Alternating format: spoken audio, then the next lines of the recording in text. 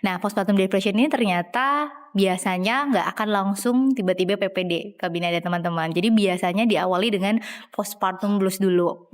Nah, postpartum blues yang nggak ditangani barulah biasanya akan muncul menjadi PPD.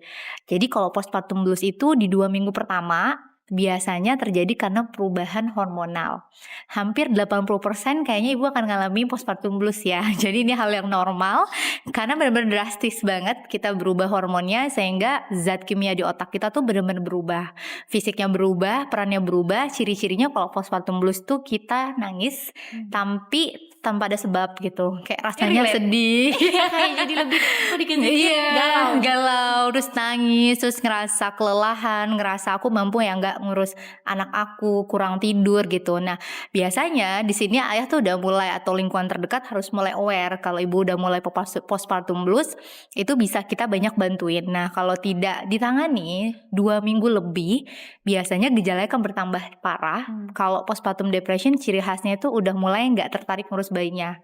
Jadi kalau ada ibu yang bilang, aku nggak mau ngurus bayi aku, atau aku mau loncat dari gedung ini, dia udah mulai ada rasa ingin menyakiti dirinya, itu tuh ternyata gejala PPD. Nah, untuk PPD biasanya ibu tuh nggak sadar kalau dia mengalami hal ini.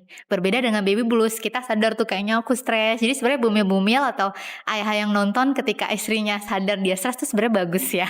Karena kalau PPD tuh biasanya udah di tahap dia nggak sadar kalau dia itu punya gejala PPD. Ciri khasnya tadi ingin bunuh diri, ada juga yang mungkin aku pengen mati aja. Kadang-kadang sedih banget kalau ya dengarnya betul, respon kita orang terdekat malah jadi nyalahin, kamu tuh nyari perhatian banget sih, kamu tuh nggak bersyukur sih gitu ya. Nah itu tuh ternyata bikin ibu makin parah kondisinya. Nah sayangnya PPD ini tuh nggak bisa dicegah, tapi bisa dideteksi. Dengan kita deteksi secara dini, penanganannya akan jauh lebih tepat dan bisa kok ibu tuh pulih. Itu bisa kok ibu kembali seperti semula dengan ya tadi bantuan dan awareness dari kita.